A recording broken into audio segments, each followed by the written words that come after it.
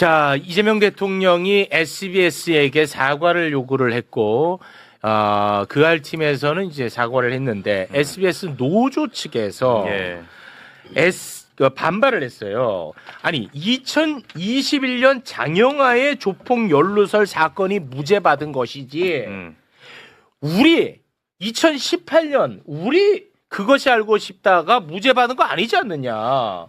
근데 왜 2021년 사건 무죄를 갖다가 그보다 3년 전에 보도한 그 안에 대해서 문제 삼느냐라는 식으로 입장을 냈어요. 네. 그거 좀 소개를 해주시죠.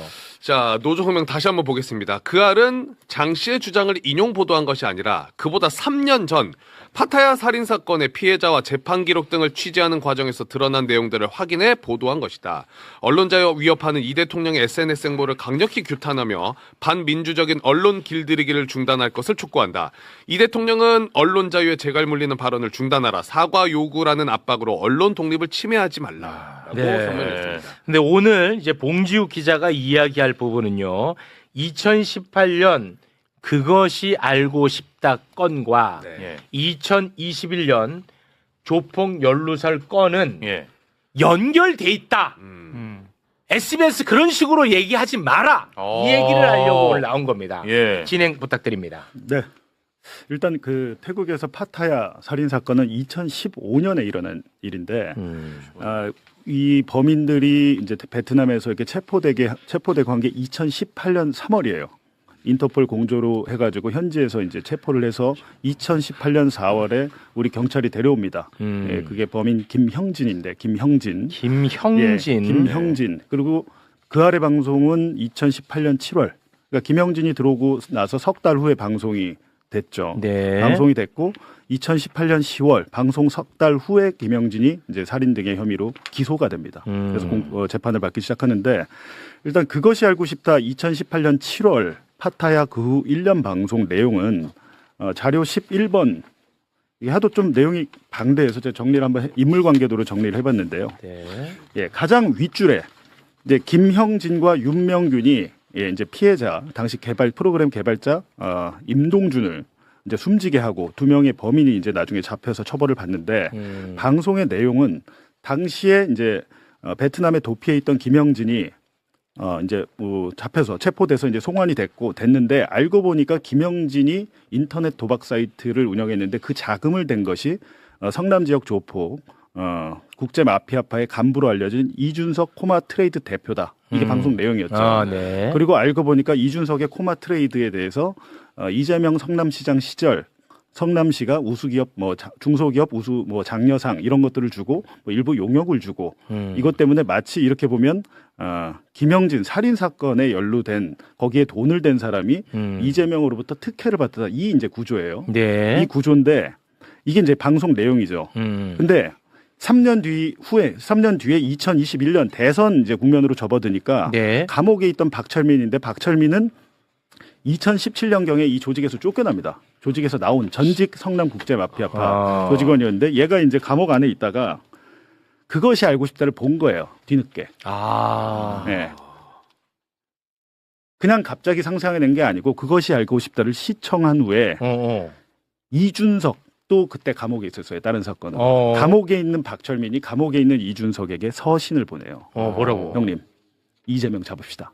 네, 서신을 보내요. 그것이 알고 싶다를 보고 거기서 착안한 거야. 그렇죠. 제가 그냥 제 상상으로 얘기한 게 아니라 차차 보여드릴 텐데 그리고 나서 박철민이 그때 그렇다면 이제 방송을 본 다음에 기획을 했을 거 아니에요. 그리고 이준석한테 서신을 계속 보내요.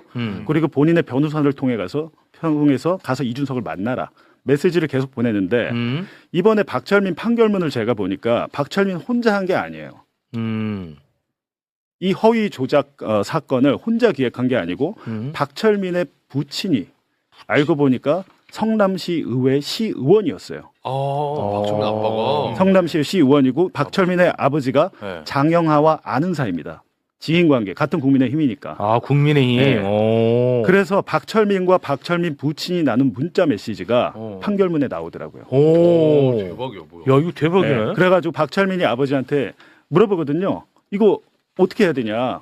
뭘 해줄 수 있냐? 내가 이준석 대표 형님을 설득을 하려고 하면 조건을 제시해야 된다. 아, 내가 이준석 네. 형님이랑 같이 이재명 잡으면 우리한테 뭘 해줄 그렇죠. 수 있냐? 그걸 아버지한테 얘기를 해요. 그러니까 아버지가 뭐라고 또 답변을 하는데 그 과정에서 이준석 측에서 이제 물어보는 거죠. 네 뒤에 누가 있냐? 너 그걸 뒤에 누가 밝혀라. 있어? 그렇지. 그건 너가 아니고 너가 자꾸 뭐 사업비도 대주고 형량도 감형을 시켜준다고 하는데 네 뒤에 누가 있냐라고 물어봐요. 그래야 같이 할지 말지 하니까. 그렇지.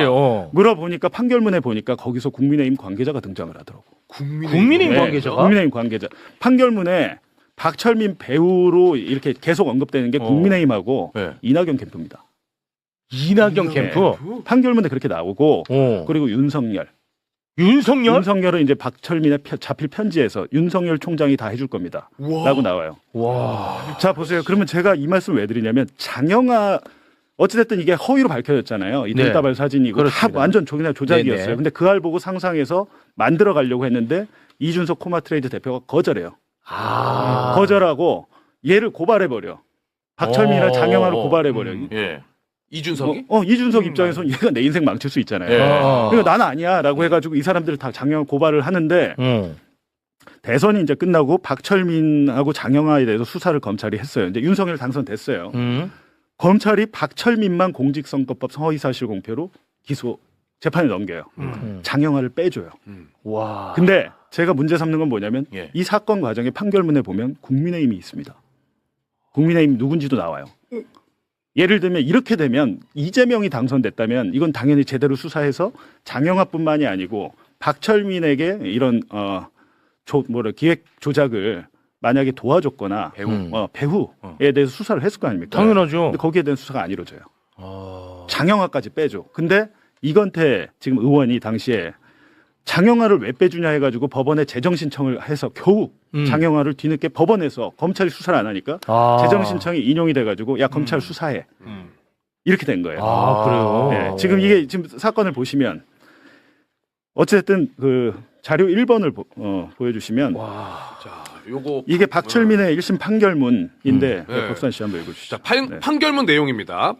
피고인은 2021년 3월경 서울 동부구치소에서 수용되어 있던 중 이재명과 성남국제마피아가 유착되었다는 취지의 의혹을 방송 등을 통해 접하고 자, 이거 SBS 노조들 봐라. 방송 등을 통해 접하고 자신의 성남국제마피아파 활동 전력을 배경으로 20대 대통령 선거에서 민주당의 유력한 후보로 거론되는 이재명의 성남국제마피아파와 관련된 구체적 비리를 폭로하여 이재명이 당선되지 못하게 하는데 기여하게 되면 세간의 주목을 받고 반대 후보 측의 비호를 받을 수 있으리라고 생각하게 되었다. 와. 이게 이제 판결문에 기재된 박철민의 범행 동기예요. 이거 방송을 보고 이렇게 시작을 하게 되었다는 거고. 이거는 SBS 노조에 보내야지. 그리고 두 번째, 여기서 문제가 아니라 가까스로 재정신청을 해서 장영하를 검찰이 수사하게 하고 재판에 넘겼는데 1심에서 무죄가 나와버립니다. 장영하가 1심 무죄가 나왔어요. 장영하의 무죄가 나온 판결문을 봤더니 또 그 알이 등장해요. 두 번째, 2번 자료 한번 보여주시죠. 박철민의 태도, 박철민과 이준석의 관계, 이준석이 운영하던 주식회사가 자격 요건을 갖추지 못하였음에도 성남시로부터 우수 중소기업으로 선정된 사실이 언론에 보도되는 등으로 이준석과 성남시 사이에 외부로 드러나지 아니한 유착관계가 존재한다는 의혹이 제기되고 있었던 점에 비춰 피고인은 이준석이 박철민을 통하여 이재명에게 뇌물을 공유한 사실이 존재한다고 인식하였다고 보인다. 언론의 보도 이게 그 알이에요? 이게 뭐냐면 이게 허위 사실임을 알면서도 공표해야 이게 유죄가 되는데 이 얘기는 뭐냐면 당시에 방송으로 해가지고 그 유착 의혹이 다 불거져서 장영하 네가 착각했을 수도 있어. 그러니까 그게 그 무죄의 알이지. 근거가 돼. 예, 그 알이지. 그 알이죠. 이거 보도하는데 그 알밖에 없는데. 그러니까 그 알이 얼마나 나쁜 짓이야 지금 이거는. 이 판결문을 보니까 또 그 알에서 그 이준석의 코마트레이드 우수 업체로 해줬다는 거 그것도 이재명이 뭐 지시하거나 연루된 사실이 없다라고 판결문에 박혀 있어요. 이재명이 이준석의 회사를 우수 업체로 해줘라고 관여했거나 지시했거나 이게 아무것도 없고 그거는 오히려 그 포상 담당 직원이 지 맘대로 했다가 나중에 징계를 받았대요. 그 직원이 성남시 직원이 공무원이 그러니까 그 직원이 잘못한 걸로 그렇게 된 건데 뒤집어 보면 시장이 시켰다면 그 직원이 왜 징계받습니까? 징계를 안 받잖아요. 근데 판사는 방송에서 이제 제기했던 여러 의혹 중에 그 우수 업체 선정은 이재명과 아무 관계가 없다고 판결문에 적시가 됩니다. 그러니까 지금 보세요. 박철민이 허위 조작 폭로를 하는 동기도 그알 방송이었고 장영하가 1심 판결에서 무죄를 받을 수 있었던 근거 중에 하나도 그알 방송이 된 거예요. 네. 이건 지금 판결문에 나온 거니까. 네네. 그리고 제가 이제 이어서 말씀드리면 그렇다면 진짜로 조폭우 박철민의 이게 단독 범행이냐 아니냐라고 봤을 때 이제 자료 3번. 아까 얘기해 주신 것처럼 박철민이 시의원인 아빠한테 전직 시의원이었죠. 전직 시의원. 이때는. 예. 예. 아버지 이준석 형님께서 만약에 이재명 지사님의 비윤리적인 부분에 대해 명확히 자료 준비를 해주신다면 합리적으로 형량 감축이라든지 어떤 방면에서든 이준석 형님께 확실히 도움을 드릴 수 있는 건가요? 그것이 명확해야 이준석 형님께 말씀을 올릴 수 있습니다. 아까 말씀하신 이렇게 그거네. 하고 이제 아버지로부터 답변을 뭐 이렇게 받았고, 근데 수사 기록에는 자세히 있겠지만 판결문은 많이 나와 있지는 않기 때문에 그 이후에 이제 박철민이 이준석에게 이제 서신을 계속 보내요. 네. 그 다음 4번 자료. 박철민이 이준석한테 보낸 편지입니다. 다름이 아니고 아우 송구아우나 형님께 도움이 되었으면 하여 조심스럽게 말씀 올립니다. 국민의힘과 캠프에서 형님께 금전적인 부분과 현재 사업적인 부분에 대해 힘껏 힘을 실어드리고 이재명 지사와의 부적절한 부분에 대해 형님께서 명확한 자료만 주시면 V 쪽에서도 공직자 잘못된 윤리적인 부분으로 형님분께서는 처벌받지 않으시고 이재명 지사 부분만을 언론에 다루기로 하여 형님께서 마음만 허락하신다면 금전적 부분, 재판 부분 모두 도움 주실 것을 약조하였습니다. 자, 이렇게 해서 이준석에게 계속해서 이제 편지를 보냅니다. 나 혼자가 아니고 내 뒤에는 국민의힘이 있다. 라고 하니까 이준석 측에서 그래서 네 뒤가 누군데? 뭐 그래서 뭘 하자는 건데? 라고 이제 답변이 오니까 6번 자료. 이번에 이제 박철민의 지인이 박철민의 변호사에게 이런 문자를 보낸 게 이제 수사 과정에서 나온 거죠. 박철민이 지인이. 예. 요거 5번이네요, 5번. 자, 국민의힘 저희 담당자는 이준석이 먼저 조건을 제시하면 그에 맞추겠다.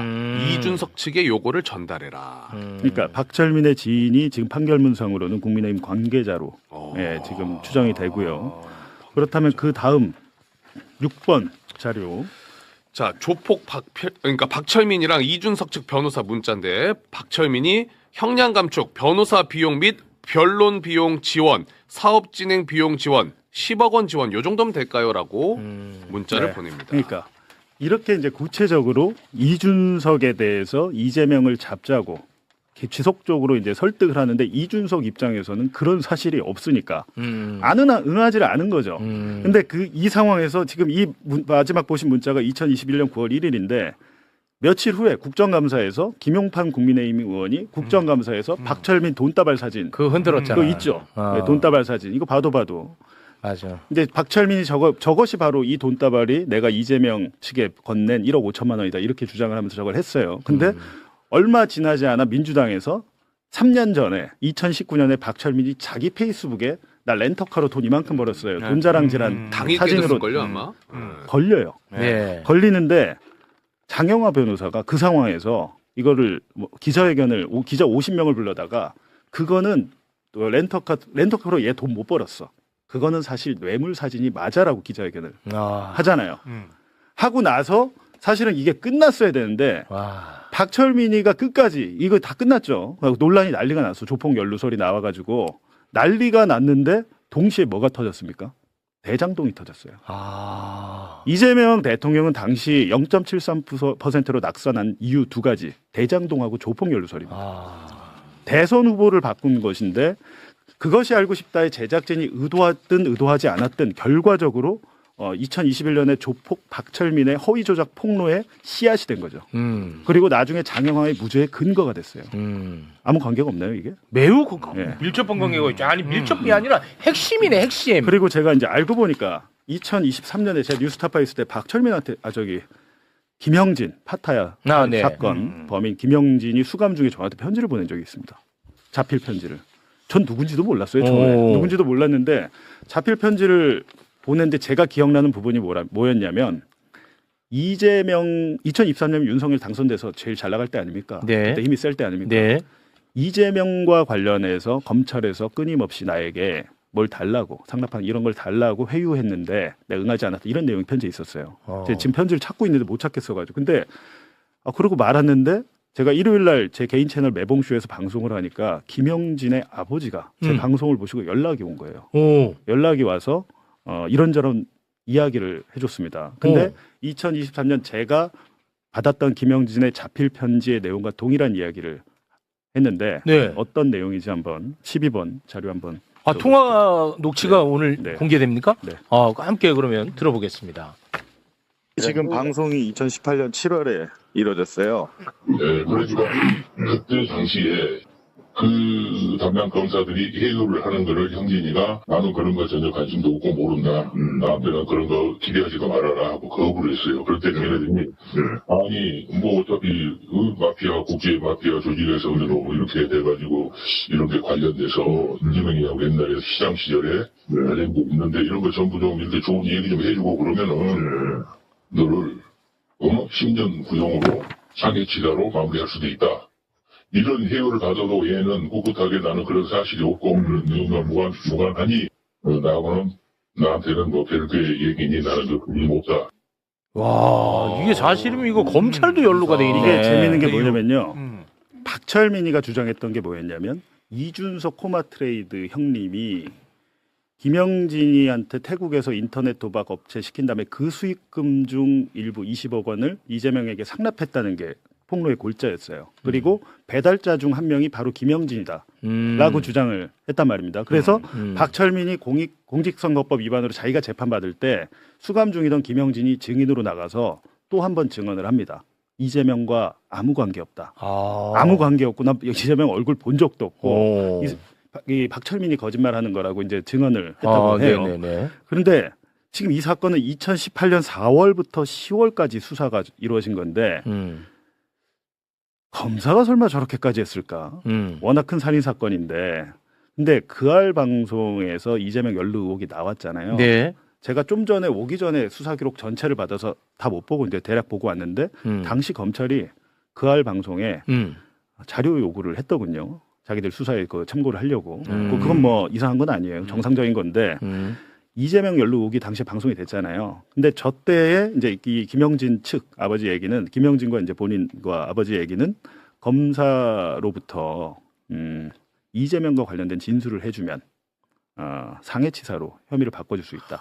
상해치사는 유기징역 3년 이상, 살인은 5년 이상이에요. 근데 살인은 무기징역 4년까지 가능하고 상해치사는 무기징역이 없습니다.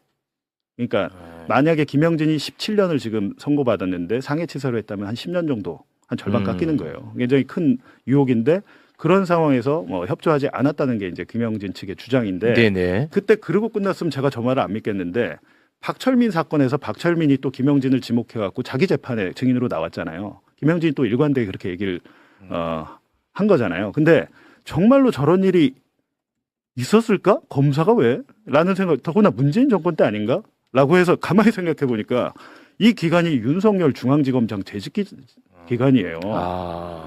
그래가지고 제가 당시에 지금 아버님이 말한 검사를 포함해서 수사팀에 오늘 오전에 통화를 했습니다. 지금 김영진 측에서 이렇게 주장을 하는데 그런 질문을 한 적이 있냐 혹시 라고 했더니 김영진은 그냥 잔혹한 범죄자고 그러한 뭐 거래를 할 이유도 없고 전혀 사실무근이다 이렇게 반론을 수사팀에서 했습니다. 근데 당시 수사팀이 네, 당시 수사팀이 했기 때문에 이제 반론을 제가 전해드리는 거고요. 네네네. 김영진 측의 일방적인 주장인 거고 이건 뭐 완전한 진실로서 확인된 건 아니기 때문에 당연히 네네네. 반론을 말씀드리는 것인데 네. 두 가지 의혹이 생겨버리는 거예요. 지금은 2018년에 파타야 살인사건 검사팀이 이재명을 잡기 위해서 혹시나 그런 거래 제안을 했는지 하나 2022년 윤석열 검찰 때 박철민을 수사하면서 국민의힘 관계자나 장영하를 일부러 빼준 거 아니냐. 사건을 축소하기 위해서. 그렇게 지금 보이거든요. 아, 이거 엄청 검찰이 조금 부적절한 행위를 했다는 게 18년과 22년 두 군데 지금 존재하는 건데 이때는 윤석열 중앙지검장이고 이때는 윤석열 대통령, 윤석열 정권의 검찰인 거예요. 그렇습니다. 이 두 가지에 대해서는 저는 이거는 그냥 간단하게 사과하고 끝날 문제는 아닐 수도 있겠다라는 생각이 그럴 수 드는 겁니다. 전에 2022년 대선 국면에서 국제 마피아 출신이라는 박철민 씨가 이재명 대통령에게 받은 것이라는 취지의 돈다발을 공개를 했다라는 내용으로 해서 대선 국면이 굉장히 심각하게 흔들렸던 때가 있었고요. 이거 관련해서 이재명 대통령이 X를 통해서 이걸 보도한 SBS 그것이 알고 싶다의 사과와 추후 보도를 요구한 바 있습니다. 요거 관련해서 봉지욱 기자가 이 박철민 판결문이 핵심이다. 박철민의 판결문에 SBS 방송을 보고 범행을 결심했다라는 진술이 있다라는 내용이 나와서 좀 파장이 커지고 있는데요. 요거는 영상을 보고 와서 이야기를 나누도록 하겠습니다.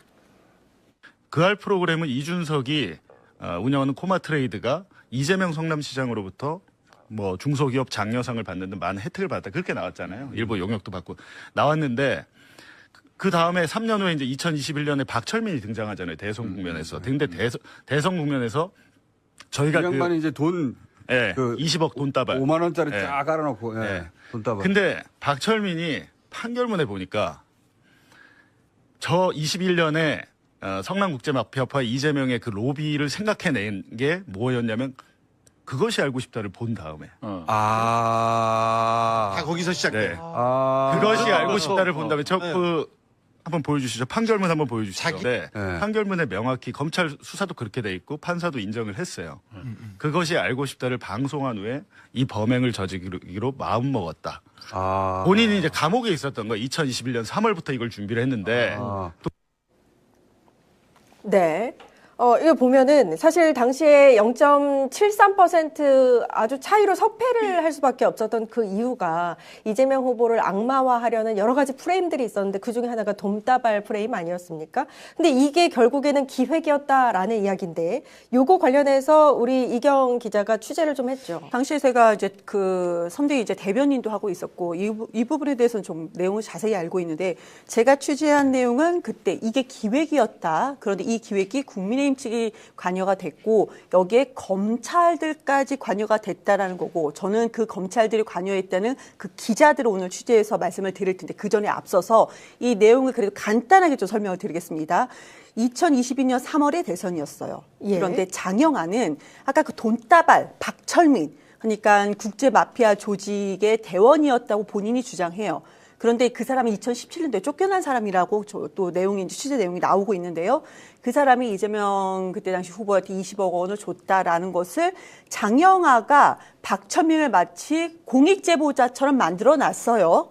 그 국민의힘에서는 국감에서 김용판 의원이 이것을 언급을 합니다. 이거 마치 공식화된 거죠.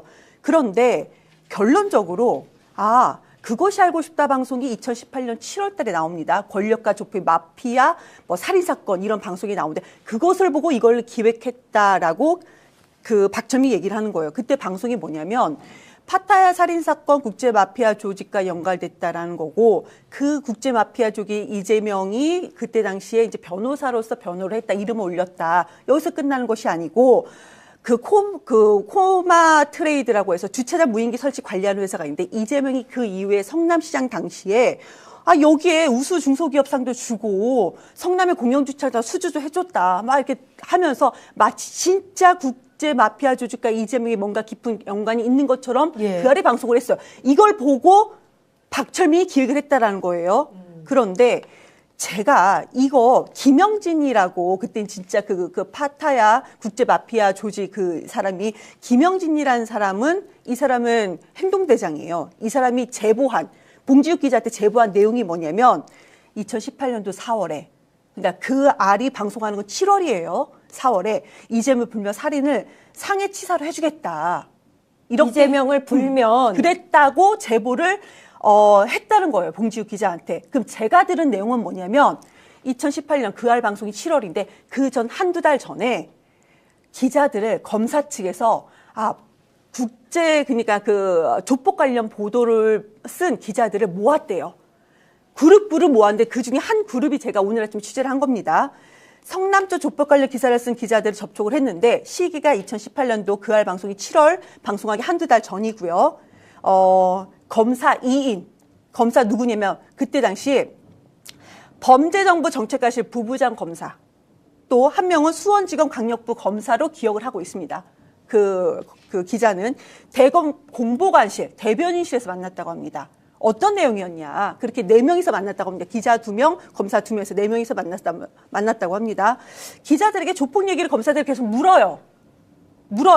그러고 나서 검사들이 이제 썰을 다시 풉니다. 정치 권력이 연관되어 있지 않느냐. 그러면서 이재명이라는 이름이 나왔다는 겁니다. 유도를 이재명도 그렇게 관계 없겠느냐. 그 전혀 관계가 없다라고 생각했던 기자들은 이 부분을 떠났는데 기자들끼리 아니 검사들이 왜 이렇게 그룹 기자들을 모아가지고 이런 얘기를 하지? 라고 의문점을 갖고 있었는데 그 뒤로 한두 달 뒤에 7월 달에 그알 방송이 이렇게 나온 겁니다. 그 파장이 지금까지 오는 거고 지난 2022년도 이재명 대통령이 0.73%로 낙선했던 결과를 받았다라고 저희가 말씀을 드리는 겁니다. 그러니까 순서가 그럼 이렇게 되는 거예요? 대검의 2명의 검사가 기자 당시에 이 사안에 대해서 관심을 갖고 있던 기자 2명을 불러서 조폭과 이재명 당시 후보, 성남시장이죠? 네. 당시 성남시장과의 관계를 은연중에 흘렸고 그걸 받아서 그럼 SBS가 보도를 했고 그걸 보고 박철민이 관련해서 20억 돈다발이 마치 관련이 있는 것처럼 자백을 시기상으로는 그렇습니다. 그런데 그때 당시에 검사들이 이 2명이지만 부른 게 아니고 이런 그룹이 많았다라는 거예요.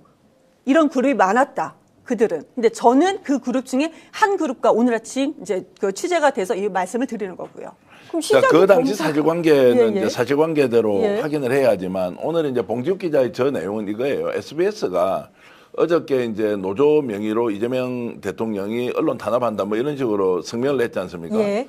거기에 대해서 자기들이 내세웠던 논리 중에 하나가 2018년도 사건과 2021년도에 박철민이 이야기했던 20억 돈다발은 아무 관계가 없는 맞습니다. 것인데 왜 그걸 연결해서 이렇게 하느냐라고 문제 제기를 논리로, 했지 않습니까? 예.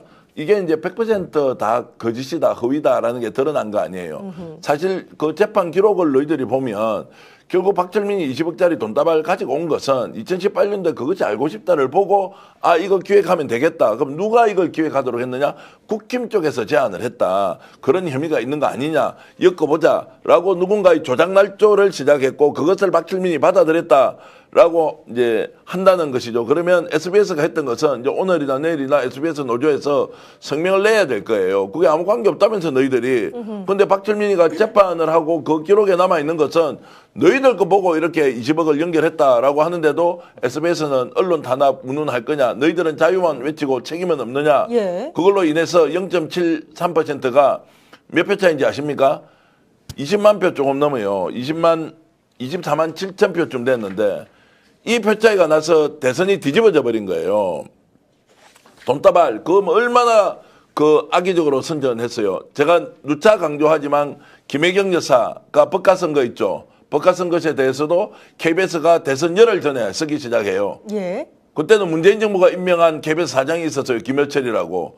근데 대선 열흘 전에 법과 7만 8천으로 불법적으로 썼다고 김혜경이 배우자도 부도덕하고 자 원래 이재명 후보는 더 부도덕 했던 사람으로 인지되어 있는 상태에서 중도층이 어떻게 했겠냐고. 그러면은 전체적으로 1,700만 표, 1,800만 표까지 표가 갔는데 불과 24만 표, 0.73% 차이 정도라고 하면 이 포인트가 과연 대선 결과에 직접적 영향을 미쳤느냐 미치지 않았느냐라는 질문을 이재명 떨어뜨린 너희들이 생각해봐라. SBS 노조 생각해봐라. 이것 때문에 떨어진 거 아니야?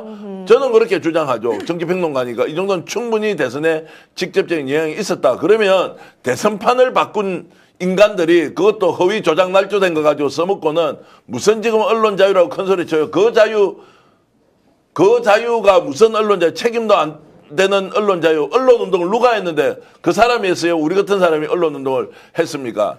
따져보면 얼토당토 안 한 주장이다. 당장 빨리 SBS 노조는 이 내용에 대해서 이실직고하고 대국민 사과를 해야 한다고 생각합니다. 2018년 7월에 그 방송 있잖아요. 그알 방송. 지금 장영하 판결문이 문제다라고 이것만 짧게 말씀드릴게요. 그 장영하 1심 무죄 판결문에 뭐라고 나오냐면 그알 방송 보고 나 이거 지금 그 김철민은 박철민은 공익제 부자를 만들어줬어. 그 내용이 사실이 아닐지라도 판결문 무죄 판결문에 사실이 아닐지라도 장영하 변호사는 그걸 사실로 인식했어. 그러니까 당신은 무죄야. 그러니까 그알 방송이 모든 것의 시작이었고 그알 방송이 시작하기 전에 검찰들은 왜 이렇게 했느냐.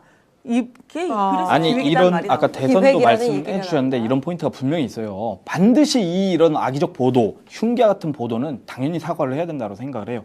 이런 게 어떻게 반영이 되냐라고 하면은 일단은 국힘 쪽으로 측면에서 봤을 때는 나경원 의원 뭐 드럼통 안에 들어가는 이런 퍼포먼스들하고 연결이 되는 측면이 하나가 있고 또 한 측면은 제가 당시 대선 이재명 대통령 후보의 또 비서실에 있었던 그 경험, 현장에서의 경험을 말씀드리면은 이런 보도가 나오면은 즉각적인 반발이나 이런 것들을 하기가 어려워요. 굉장히 괴벨스적 주장을 하는 데 있어서 이것을 합리적으로 분석해서 이것을 반발 보도로 하면 또 받아주냐? 받아주지도 않아요. 그렇죠. 또 이것이 그 이 합리적인 어떤 반발 내용을 담은 것들이 또 퍼지기에는 또 시간이 걸리거든요.